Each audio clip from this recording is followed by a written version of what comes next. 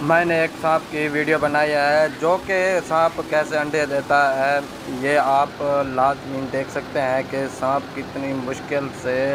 انڈا دے رہا ہے اور اس کے پیچھے سے انڈا کیسے نکلتا ہے میں آپ کو دکھاتا ہوں، جو کہ میں اسے ایک خوبصورت ویڈیو بنا کر آپ کو دکھا رہا ہوں، اور آپ دیکھ سکتے ہیں کہ کتنی مشکل سے وہ انڈا اپنے اندر سے نکال رہا ہے، اور آپ دیکھ سکتے ہیں کہ کتنا زور لگا رہا ہے سانپ، بہت مشکل سے انڈا نکل رہا ہے۔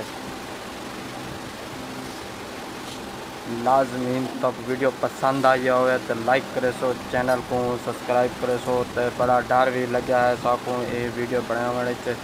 تے سانپ کتنی مشکل نال انڈا گڈھیندا پہ تساں دیکھ سکتے وے۔ ایک انڈا بڑی مشکل نال سانپ دے وچوں نکل گئے تے اندے بعد دوجا انڈا ہونے دے بھی گھٹ تے دکھے سی کتنی مشکل نال او گھومتے تے او ترائے انڈے گڈھے سی۔